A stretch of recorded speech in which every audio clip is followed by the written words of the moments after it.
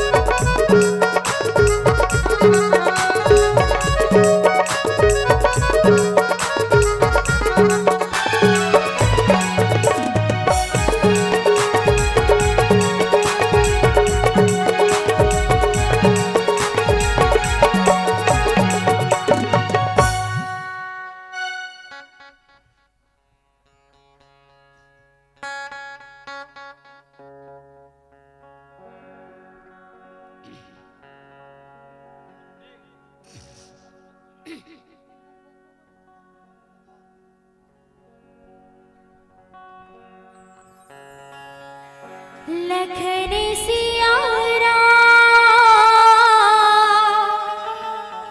चंद्र की जय।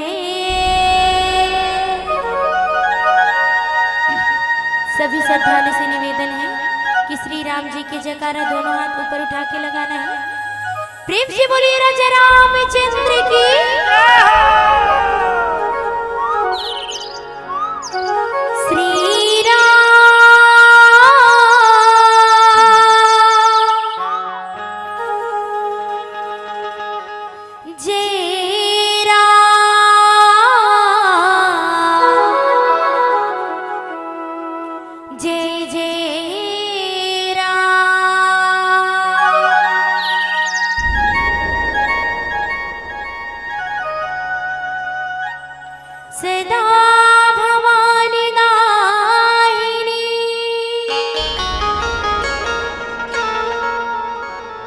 गौरी पुत्र गण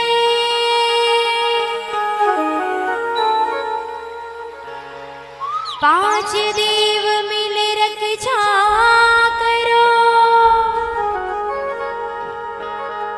ब्रह्मा विष्णु महेश।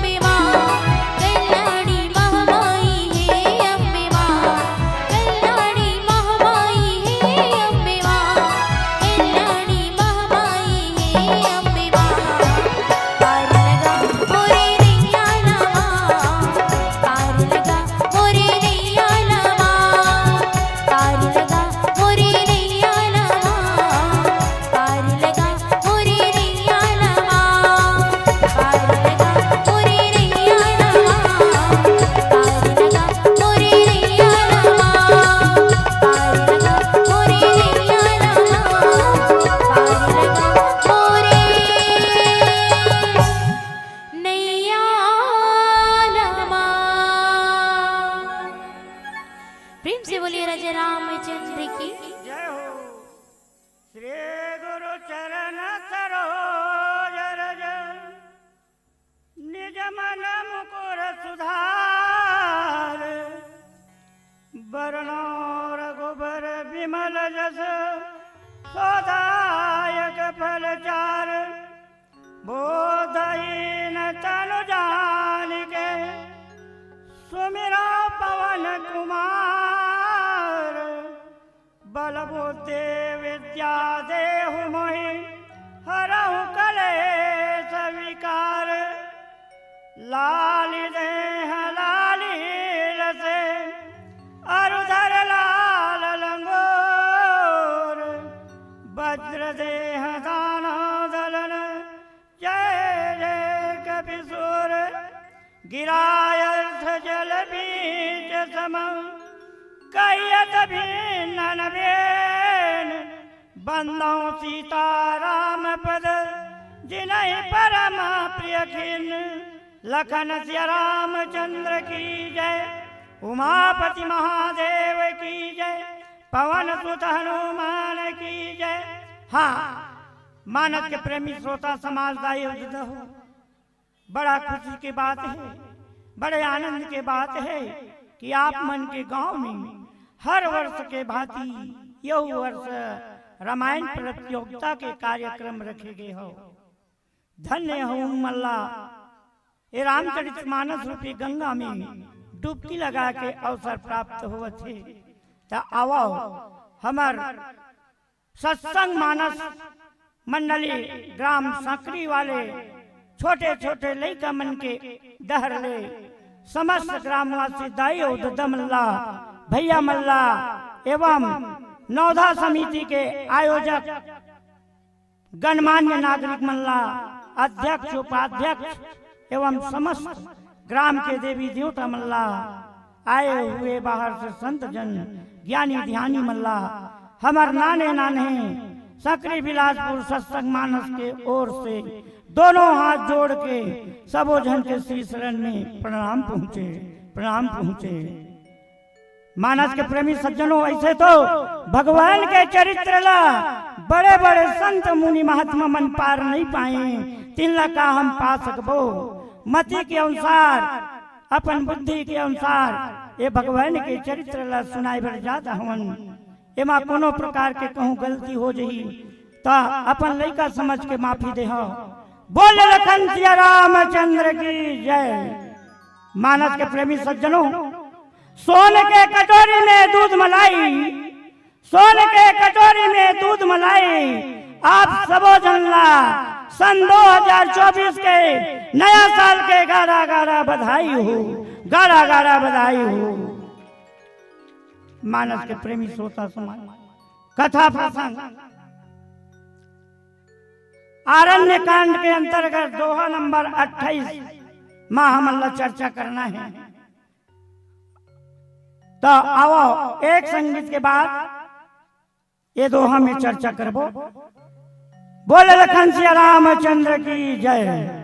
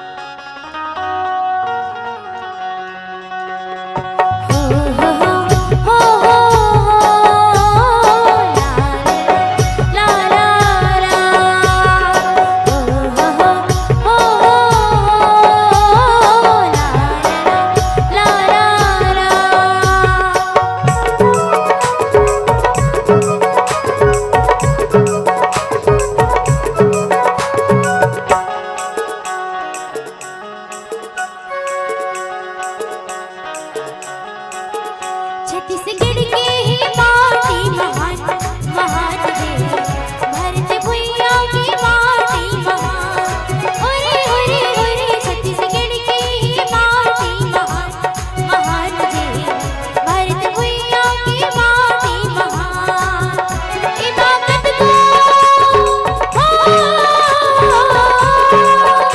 इमामत को नहीं बलिदान जी छत्तीसगढ़ की माटी महान महान रे भरत भुइया की माटी महान ओरे ओरे ओरे छत्तीसगढ़ की माटी महान महान रे भरत भुइया की माटी महान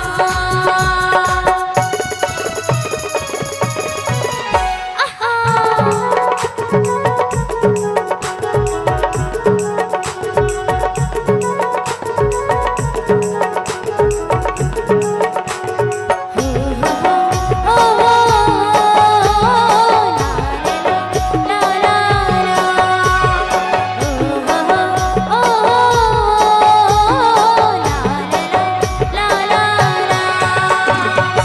मेहनत करथन हम अनुप जाइवे सुख शांति बस बोधी तेरा चलाइवे मेहनत करथन हम अनुप जाइवे सुख शांति बस बोधी तेरा चलाइवे इमामत को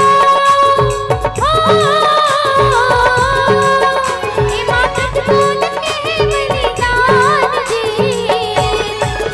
छत्तीसगढ़ की माटी महान महान रे भरत भुइया की माटी महान ओरे ओरे ओरे छत्तीसगढ़ की माटी महान महान रे भरत भुइया की माटी महान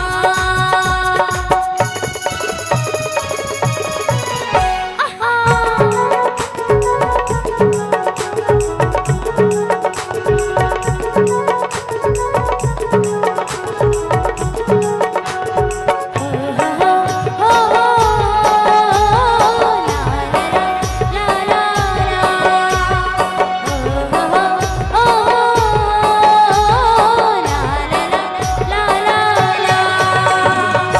चंदन लागे इह के माटी सोन उगल थे धरती की छाती चंदन लागे इह के माटी सोन उगल थे धरती की छाती इमामत को इमामत को नहीं बलिदान जी छत्तीसगढ़ की माटी महान महान रे भरत भुइया की माटी महान ओरे ओरे ओरे छत्तीसगढ़ की माटी महान महान रे भरत भुइया की माटी महान छत्तीसगढ़ की माटी महान महान रे भरत भुइया की माटी महान छत्तीसगढ़ की माटी महान महान रे भरत भुइया की माटी महान प्रेम से बोले छत्तीसगढ़ महतारी की क्रोधवंत तब रावण लीन रथ बैठाई चला गगन पंथया तुर भय रथ के न जाई लखन सिया रामचंद्र की जय। मानस के प्रेमी श्रोता समाज माँ सीताला रावण रथ में बैठाए हवे 14 वर्ष वनवास माँ सीता के होए हवे राम लक्ष्मण और सीता जी। तो रावण जो है क्रोधवंत तब रावण लीन रथ बैठाइए फिर रावण क्रोध भर के सीता जी ला रथ में बैठा ली और बड़े उतावली के साथ चला गगन पथया तुर भय रथ हाँकी न जाई आकाश मार्ग में चला किंतु डर के मारे ओह रथ हाँक नहीं सकते। काबर जगत जननी माँ आज सीताला रावण रथ में बैठा के सज्जनों आकाश मार्ग के ओर ले जा रहे हैं। जगत जननी माँ ला हरण करी तो रावण ला काबर डरने लगी ना। रावण खुद जानत है माँ जगत जननी ला हरण करके ले गई हो तो तो अपन पूरा परिवार ला तार दूंगी। ये प्रकार आज रावण जो है माँ सीता ला आकाश मार्ग में रथ में बैठा के चलत है मुर्दाई और का हो तिल्ला नीचे एक संगीत के बाद बोले लखन सिया रामचंद्र की जय। हिंदी मन मोहना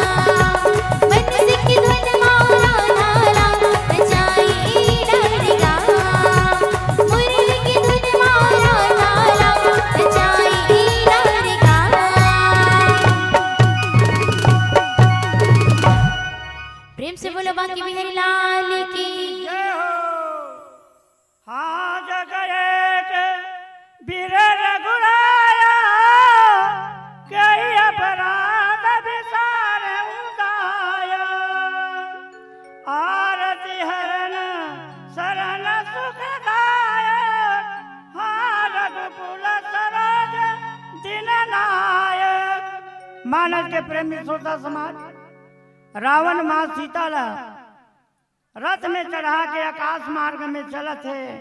फिर डर के मारे रावण तेना रथ नहीं हाथ सकते। हा जग एक वीर रघुराया कई अपराध बिसराए हुंडाया। माँ सीता विलाप करे कि हा जगत के आदित्य वीर श्री रघुनाथ जी मोला तय कौन अपराध से तय बिसरा दे, दया भुला दे।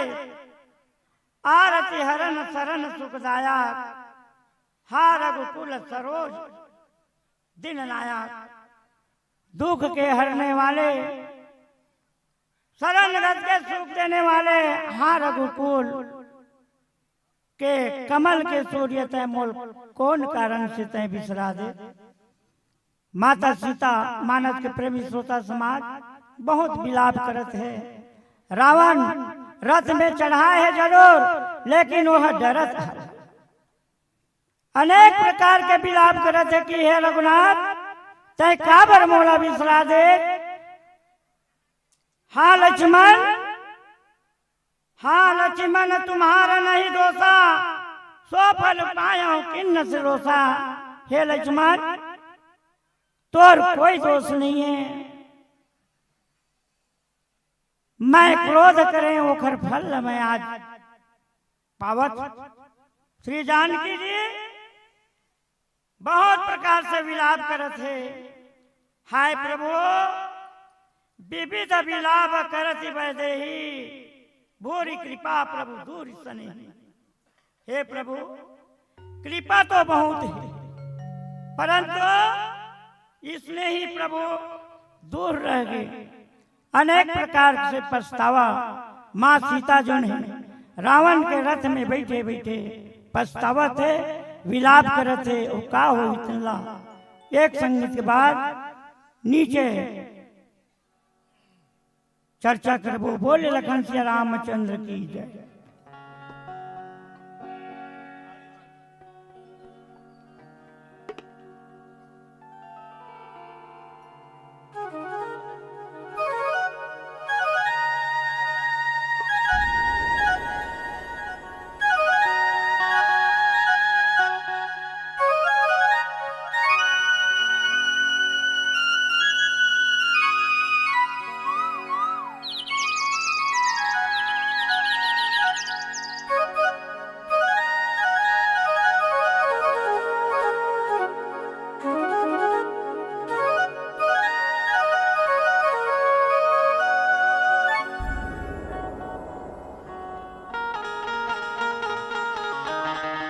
हे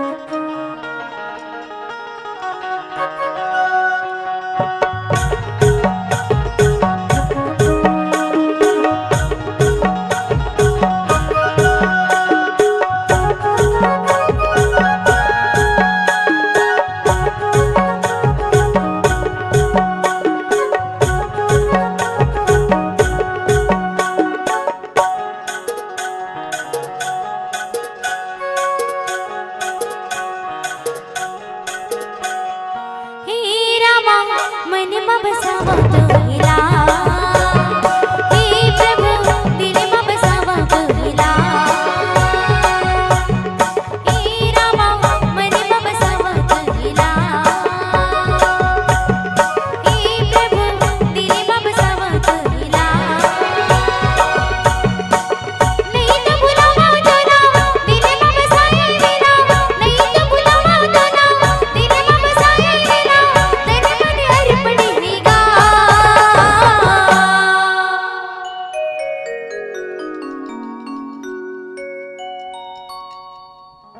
दोनों हाथ ऊपर उठा के ताली बजाते हुए हे रामा मनमा बसावा पहिला हे प्रभु दिलमा बसावा पहिला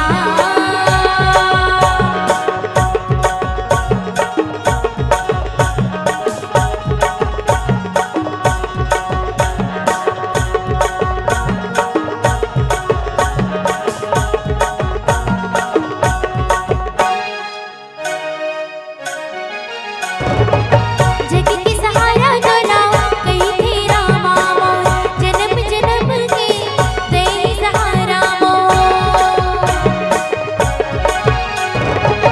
जग के सहारा दोना कहीं थे रामा मोर जन्म जन्म के तेरी सहारा मोर नहीं तो बुलावा तो ना दिल में बसाया लेना नहीं तो बुलावा तो ना दिल में बसाया लेना तन मन अर्पण हीगा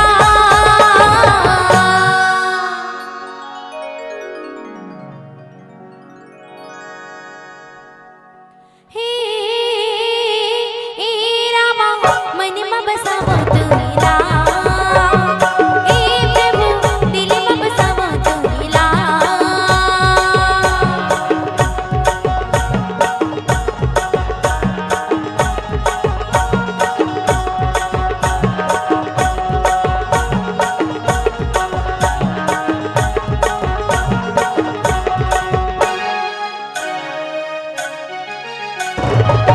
दुखिया की दुख तेरी हरनागा मोरी जिंदगी की तेरी करनागा दुखिया की दुख तेरी हरनागा मोरी जिंदगी की तेरी करनागा नहीं तो बुलावा तो ना दिल में बसाया लेना नहीं तो बुलावा तो ना दिल में बसाया लेना तन मन अर्पण हीगा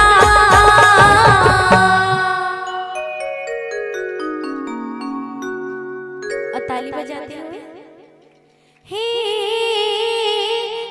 रामा मनमा बसावा पहिला हे प्रभु मनमा बसावा पहिला हे रामा दिलमा बसावा पहिला हे प्रभु मनमा बसावा पहिला हे रामा मनमा बसावा पहिला हे प्रभु दिलमा बसावा पहिला प्रेम से बोले राजा रामचंद्र की जय हो। हर मंडली में महक है, बाहरों से मस्ती है, सुनने वाले समान नहीं, सामान्य नहीं एक हस्ती है। फिर ताली में कंजूसी हो रही है, जबकि ये गांव तो दिल वाले की बस्ती है, दिल वाले की बस्ती है। मानस के प्रेमी श्रोता समाज, ये रामचरित्र मानस के कथा है ना, येती लेती बोहाय कनो। ये रामचरित्र कथा ला अपन आप में ढाल के चले के आया। परमात्मा कैसन चल के रास्ता दिखाए। प्रातः काल उठ के रघुनाथा, मातु पिता गुरु नाय हूँ माथा। परमात्मा राम बड़े बीनियाले माता पिता के प्रणाम करे, गुरु महाराज के प्रणाम करे, छोटे बड़े के अदब करे। ऐसे वो चल के दिखाए, तभी तो माता पिता की बात मान के आज 14 वर्ष वनवास निकले प्रभु। तो हम कहा मानथन, मानत नहीं है हम। ये कान ले कान बहा देथन।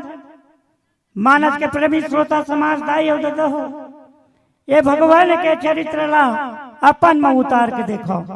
हर चीज भगवान राम माता सीता कैसना कैसना चले, ये समाज में कैसन कैसन, ये रामचरित्र मानस के मुताबिक हम लोग समाज में कैसे रहना है, गांव बस्ती में कैसे रहना है, सास बहू में कैसे सुनता, भाई भाई में कैसे सुनता, गांव बस्ती में कैसे सुनता, ये रामचरित्र मानस में है। खोल के देखो तो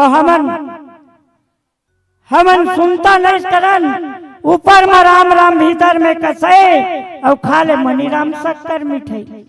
ऊपरे ऊपर हमन अपन आप में सोचता तो हमला सार्थक कहाँ हुई।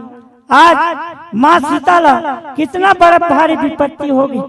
रावण हरण करके आकाश मार्ग में ले गए थे। विपत्ति मोरी तो को प्रभु सुनावा, पुरो दास चह रासब खावा, और सीता के मिलाप सुनि भारी, और भये चराचर जीव दुखारी। आकाश मार्ग माँ सीता रोदन करत प्रभु के याद करत, हे प्रभु मोरे विपत्ति कौन सुनही, मोरे विलाप ल कौन सुनही। जैसे यज्ञ के अन्न गधा खाना चाहते, जैसे यज्ञ के अन्न गधा खाना चाहते, ये प्रकार सीता भारी विलाप करते। वो सुन के जड़ चेतन सभी जीव, जड़ चेतन जड़ जीव जता, सकल राम मैं जान, सब जन जड़ चेतन तेनो मन। सीता के विलाप सुन के बड़ा भारी दुख होवत सज्जनों, और का होवत चल्ला। एक संगीत के बाद नीचे चौपाई में चर्चा करबो। बोले लखन सिया रामचंद्र की जय।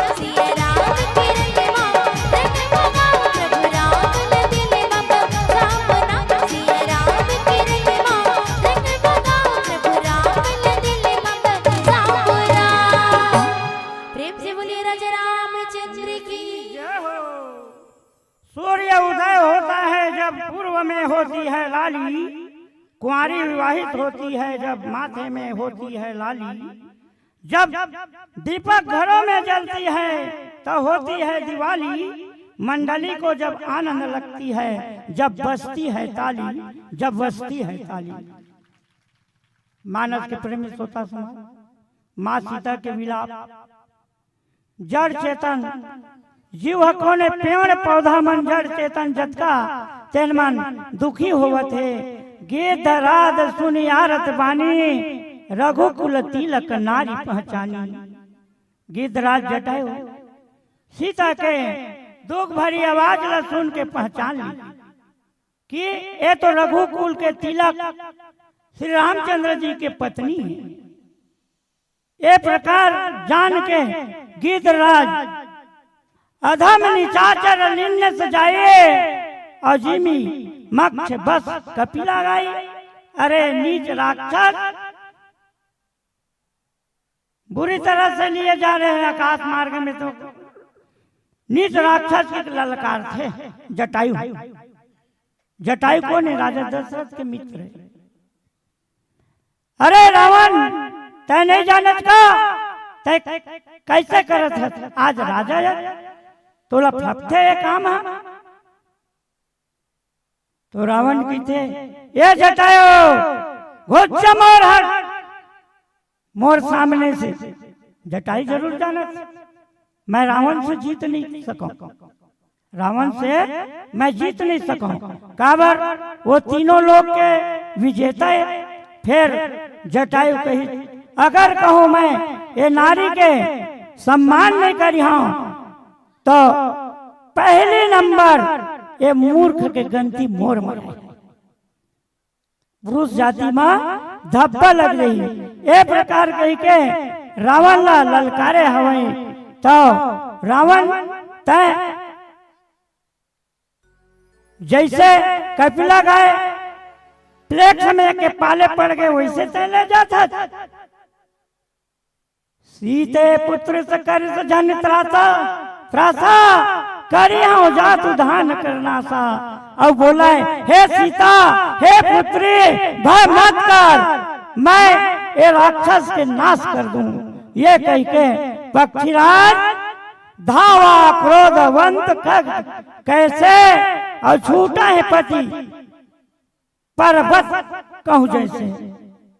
क्रोध से पक्षीराज जटायु कैसे दौड़े पर्वत के ओर, वज्र के समान वो पक्षीराज जटायु जे ना रावण पर दौड़े हवे।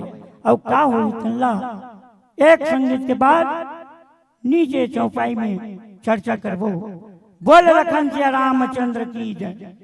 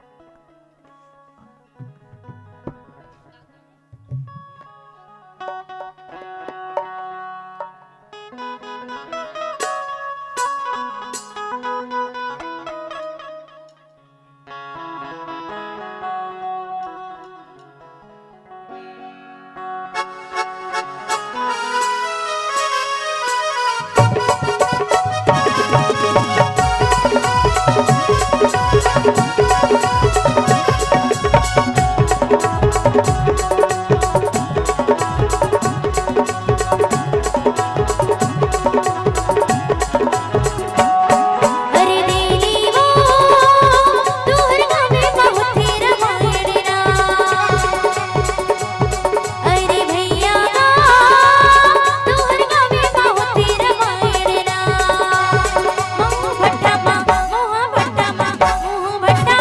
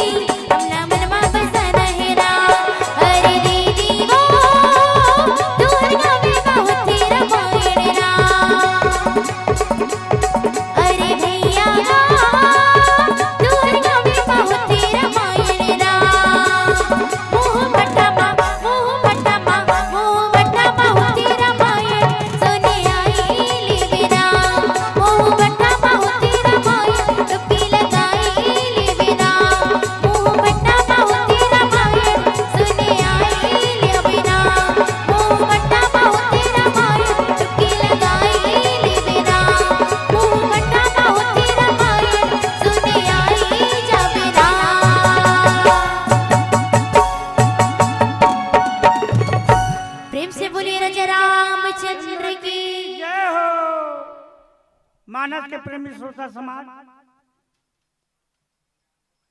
गिद्धराज जो है एक पर्वत के समान रावण पर दौड़ी। रे रे दुष्ट ठाकिन मोहे, निर्भय चलस न जानस मोही। आवत देखी कृतांत समाना, फिर दस कंधर कर अब अनुमाना। गिद्धराज ललकारा है, अरे दुष्ट खड़ा काबर नहीं होता, निडर होके चले जाता। रे रे दुष्ट ठाकिन मोही, निर्भय चलस न जानस मोही। खड़ा काबर नहीं होता, निडर चलत मोला नहीं जानत का। आवत देखी कृतांत समाना, फिर दस कंधर कर अनुमाना। बोला अमराज के समान आवत देख के रावण घूम के मन में अनुमान करे लगी कि वाह कौन है अतेकपन ललकारने वाला। मोला आज तक के ऐसे कोनो नहीं बोले, ऐसे कोनो नहीं ललकारे। ये समझ के रावण अमराज के समान आवत है, अमराज के समान टूटत है गिद्धराज जी। काबर आज अगर कहूँ गिद्धराज सोचे कि आज मैं कहूँ ये अबला स्त्री के कहूँ रक्षा नहीं करी हूँ, तो मोला पुरुष में पहली गलती होई। जे नारी के खातिर अपन जान लगाए हो गिद्धराज। कि मैनाक की खगवती होई और मम बल जानस सहित पति सोई। यह मैनाक पर्वत है या पक्षी के स्वामी गरुड़ है। रावण का ये मैनाक पर्वत आवत है का, पक्षीराज गरुड़ आवत है का, फिर अपन स्वामी के सहित मेरे बल को जाना था। ये गरुड़ अगर हो ये तो वो स्वामी विष्णु जी तक जाना थे। मैं कटका कन बलवान होते जाना जरट जटाई यहाँ और मम कर तीरथ छाड़त दे। कुछ पास आने में रावण बोला पहचान गए, और पहचान गए और बोला या तो बूढ़ा जटायु है। पहचानी तो रावण कहा थे ये तो बूढ़ा जटायु है रे, या मोर हाथ रूपी तीर्थ में शरीर में छोड़ेंगे। ये है मोर हाथ, रावण का हाथ मोर हाथ है तीर्थ स्थान। ये मोरे हाथ से ये जटायु है प्राण न छोड़ी। ये प्रकार रावण ये मेरे बोला थे और का होते थे नीचे। एक संगीत के बाद बोले लखन से रामचंद्र की जय।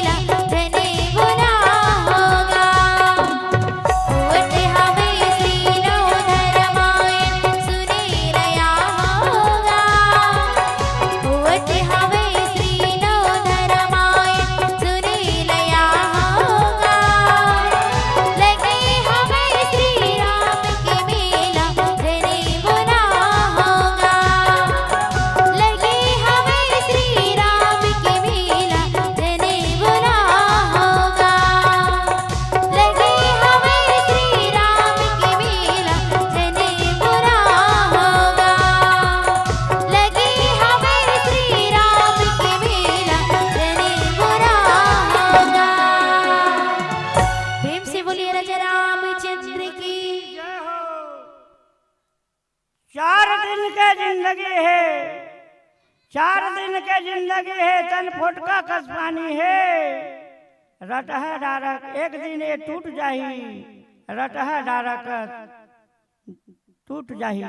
मानस के प्रेमी श्रोता समाज, वाकई में जिंदगी कोई ठिकाना नहीं, एक हावे कोनो गारंटी। अगर वो ये जिंदगी कहूँ गारंटी होती ता ये मानव तन लाभ का पूछते। कपड़ा दुकान में जाओ, कपड़ा वाले कपड़ा देखा के भी एकदम पक्का ये कलर उखड़बे नहीं करेगा। और ये मानव तन की जिंदगी कोई ठिकाना नहीं है, कद का जोर का हो जबो, कद का जोर का हो जही, ओकर कोई ठिकाना नहीं। अगर ठिकाना है तो परमात्मा के नाम आप मन के गांव में रामचरित्र मानस के आयोजन रखे, कितना सुंदर ढंग से भगवान के चरित्र सुना था, गुना था और चला था। ये रामचरित्र मानस ले सुन के गुण के धर के चले के आए, और नहीं चलबो ना तो कहीं नहीं, काला अक्षर भैंस बराबर। ये भगवान के चरित्र में एक क्षण शब्द अमूल्य है। आज गिद्धराज जटायु देख ले, माँ सीता के विलाप सुन के वह दौड़े हवे रावण पर। रावण देखते भयानक पहाड़ जैसे आवत है, ये कौन है, ये कैसे आवत है। ये प्रकार जब देखे तो रावण पहचान गए, और पहचान के कहा थे तो जटायु राज गिद्धराज जटायु है, या तो मोर हाथ रूपी तीर्थ समझ के मरना चाहता। रावण कहे कि मोर हथेली और मोर हाथ ला वो तीर्थ समझ के ये जटायु आज मरना चाहता। सुना तो गिद्ध को धातु धावा, का सुनी रावण मोर सिखावन। तज जान की कुशल गृह जाओ, नाही तो अस हो वहीं बहु बाहु। यह सुन के गिद्धराज क्रोध भर के बड़े वेग में दौड़े और बोले, ए रावण मोर सिखावना लेते सुन, मोर कहना लेते मान,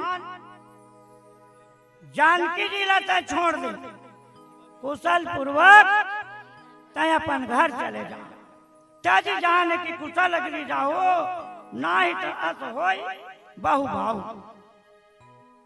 कुशल पूर्वक अपन घर चले जा, नहीं तो बहुत भुजा वाले ऐसे होते और वैसे हो ही। राम रोष पावक अति घोरा, और हो वही सकल सलब कुल तोरा। श्री राम के क्रोध रूपी अत्यंत भयानक अग्नि तेरे सारे वंश पतिंगा के तरह भस्म कर दे। अब नीचे एक भजन, ओकर बाद सूचित करत है। एक भजन के बाद बोले लखन से रामचंद्र की जय।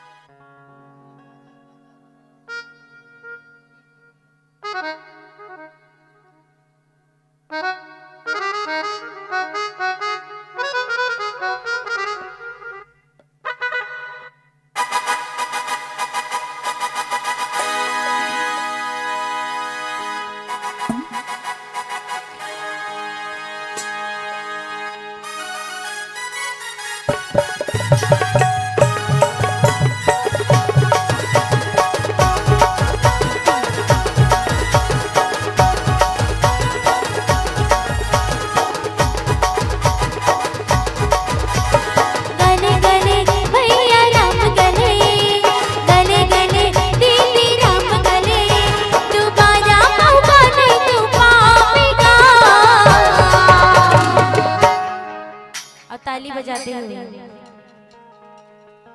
वैसे नहीं कहता। हरि नाम नहीं गाएगा हे भैया मो प्रभु नाम नहीं गाएगा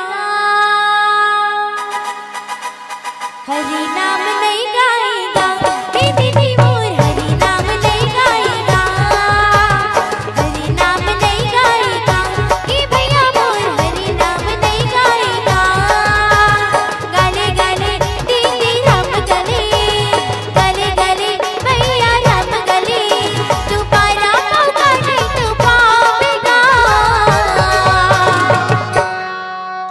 हरि नाम नहीं गाएगा हे दीदी वो प्रभु नाम नहीं गाएगा हरि नाम नहीं गाएगा हे दीदी वो प्रभु नाम नहीं गाएगा हरि नाम नहीं गाएगा हे भैया प्रभु नाम नहीं गाएगा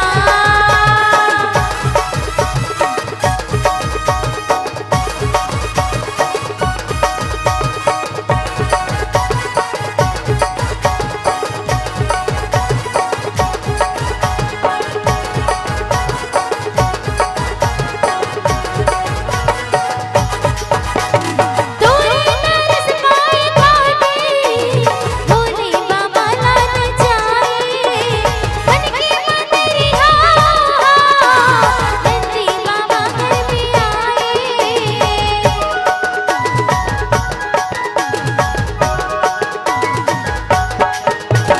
तोरे तरस पाए काटे भोले बाबा घर में आए मन के मंदिरिया हनुमत लाला लान जाए तुम्हारा होगा नहीं तू पावेगा अब प्रभु नाम नहीं गाएगा ए भैया मो प्रभु नाम नहीं गाएगा हरि नाम नहीं गाएगा ए भैया मो प्रभु नाम नहीं गाएगा हरि नाम नहीं गाएगा ए दीदी मो प्रभु नाम नहीं गाएगा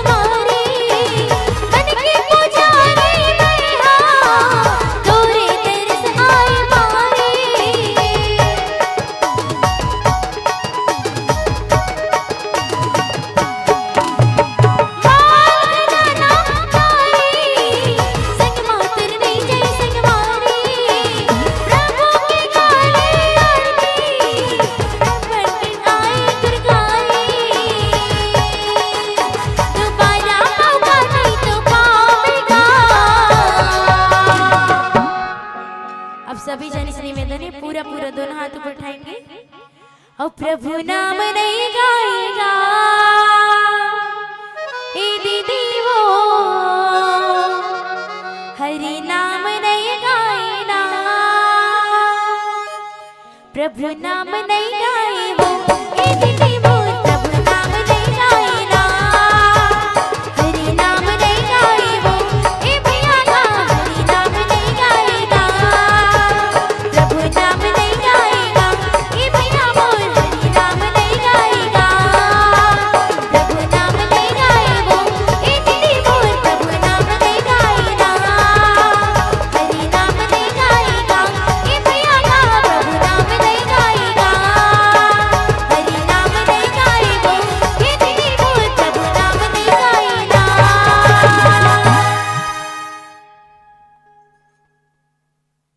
प्रेम से बोलिए ना जरा रामचंद्र की जय हो।